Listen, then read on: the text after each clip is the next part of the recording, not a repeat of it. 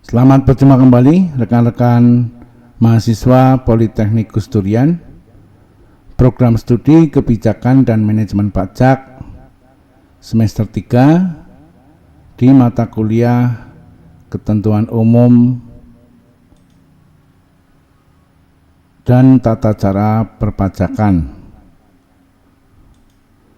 Pada pertemuan kuliah yang ke-13 ini, kita akan membahas topik perkuliahan pidana pajak.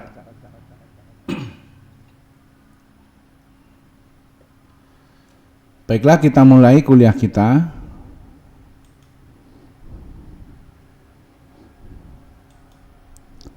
Apa itu tindak pidana pajak? Tindak pidana pajak merupakan kejahatan yang dilakukan wajib pajak dengan berbagai cara yang merugikan negara. Agar wajib pajak memahami risiko dan konsekuensi tindak pidana pajak, penting untuk mengetahui alur pengenaan serta sanksi hukum yang berlaku.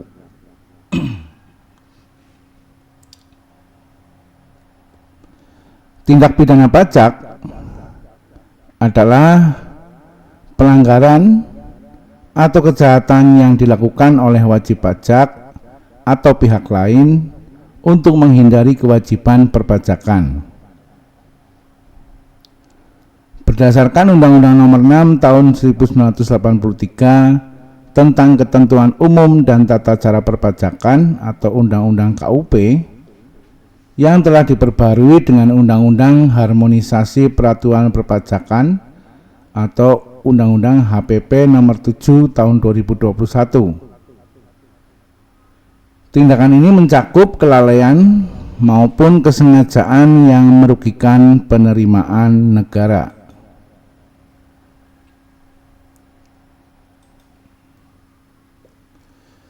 Kemudian perbedaan pidana pajak dan sanksi administratif. Dalam hukum pajak terdapat dua jenis konsekuensi hukum, yaitu yang pertama adalah pidana pajak. Pengenaan pidana pajak mengacu pada pelanggaran hukum berat seperti penggelapan pajak atau pemalsuan dokumen. Pelaku dapat dijatuhi hukuman penjara atau denda dengan nominal besar.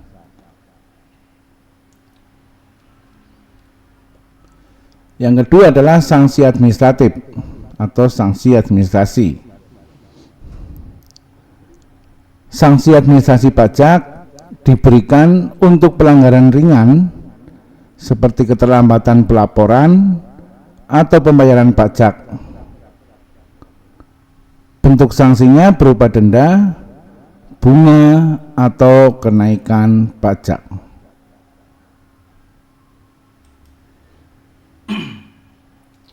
Pembahasan berikutnya adalah jenis atau modus pelanggaran pajak yang umum terjadi.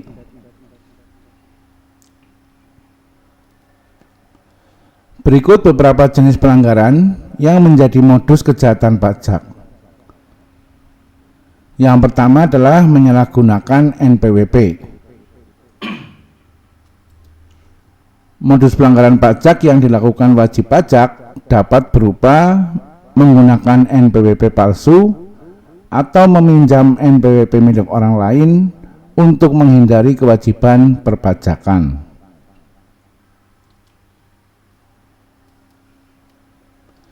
Yang kedua adalah dokumen dan pembukuan palsu. Penggunaan dokumen dan pembukuan palsu menjadi salah satu jenis pelanggaran pajak sebagai modus yang digunakan untuk pelaporan pajak.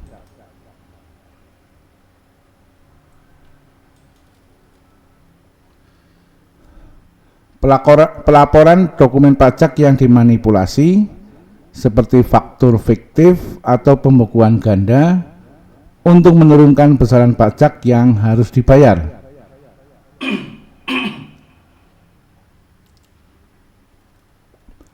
Tiga, pemotongan atau pemungutan pajak fiktif.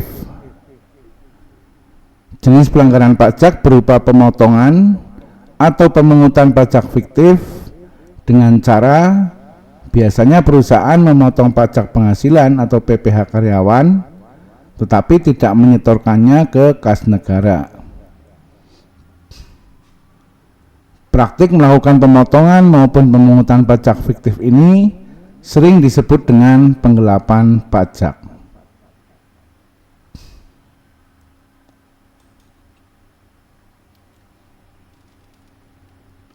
Modus yang keempat adalah tidak melaporkan pajak.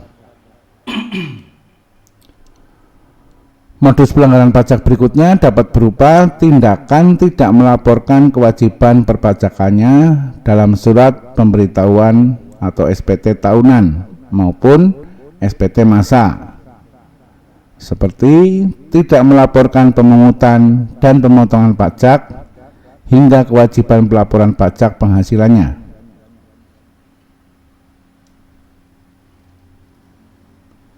Modus kelima adalah tidak menyetorkan pajak.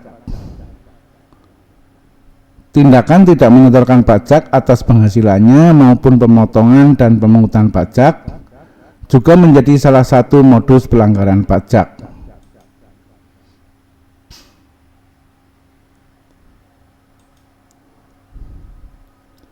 Setelah kita mengetahui modus-modus pelanggaran pajak yang biasa terjadi, pembahasan berikutnya adalah dampak pelanggaran pajak pada masyarakat dan negara.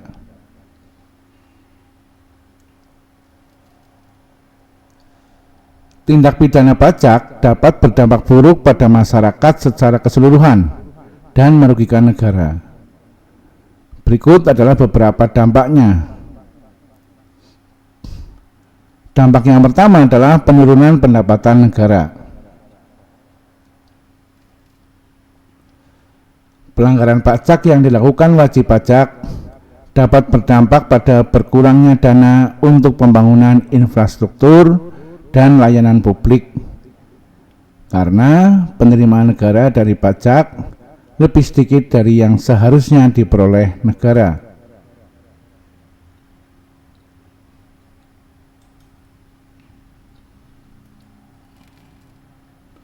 Dampak yang kedua adalah beban pajak yang lebih berat bagi masyarakat.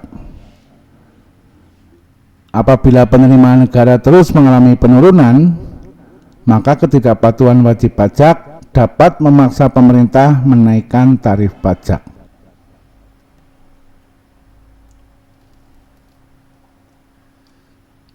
Dampak yang ketiga adalah kerugian reputasi bagi pelaku. Perusahaan atau individu yang terbukti melakukan tindak pidana pajak akan kehilangan kepercayaan publik terhadap bisnis yang dijalankan maupun reputasi pelaku sebagai individu yang berintegritas.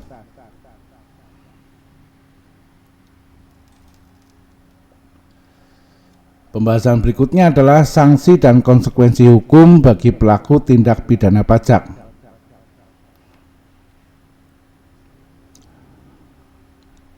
Konsekuensi hukum bagi wajib pajak yang melakukan tindak pidana pajak akan dikenakan sanksi berdasarkan ketentuan perundang-undangan perpajakan yang berlaku.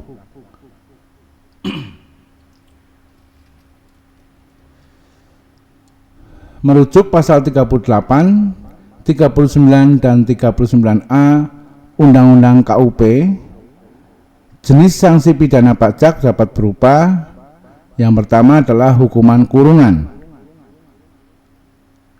yang kedua hukuman penjara, yang ketiga hukuman denda.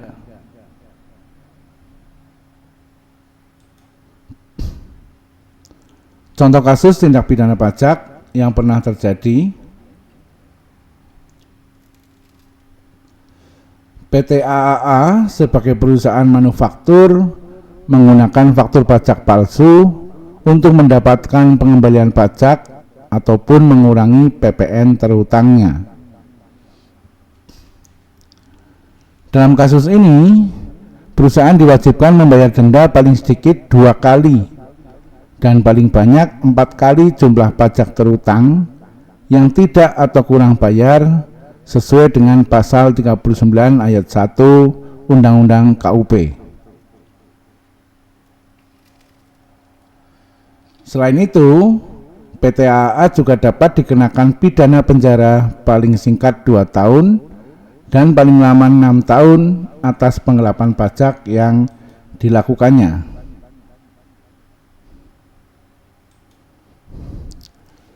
Namun PT AAA berpeluang mendapatkan penghentian penyidikan tindak pidana perpajakan apabila ia melunasi kekurangan pajak serta membayar sanksi administratif berupa denda sebesar 4 atau 6 kali lipat dari jumlah pajak tidak atau kurang dibayarkan sesuai dengan ketentuan dalam pasal 44B Undang-Undang KUP.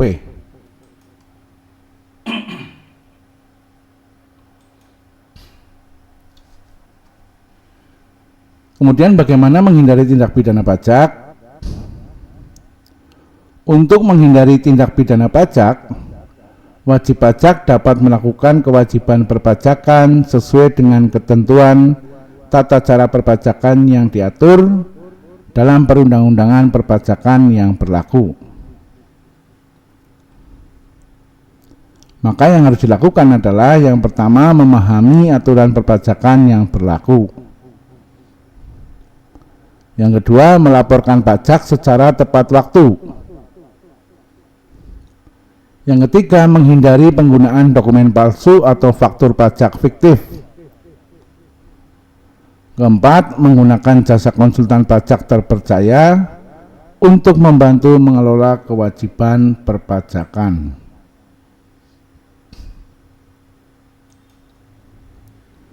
Kesimpulan,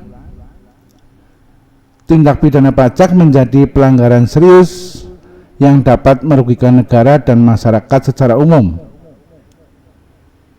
Pelanggaran ini dapat berupa penyalahgunaan NPWP, manipulasi dokumen pajak, penggelapan pemungutan atau pemotongan pajak, hingga tidak melaporkan dan menyetorkan kewajiban pajak sebagai modusnya. Konsekuensi dari tindak pidana pajak mencakup sanksi berat, baik berupa hukuman penjara, denda 2 hingga 6 kali jumlah pajak yang kurang bayar, maupun kombinasi keduanya, sebagaimana diatur dalam Undang-Undang KUP dan Undang-Undang HPP.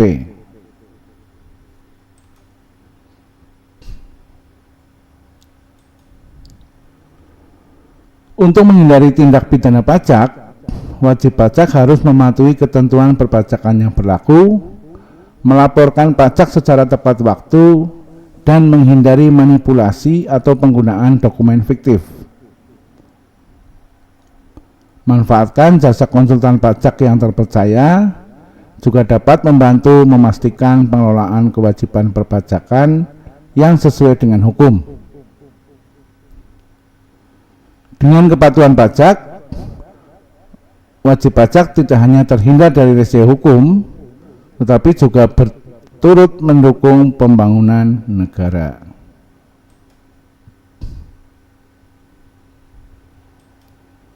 Demikian pembicaraan kita mengenai pidana pajak dalam kesempatan kuliah kali ini. Semoga bisa dipahami, dan saya menyarankan untuk mencari literasi-literasi lain, baik berupa literasi digital maupun literasi cetak.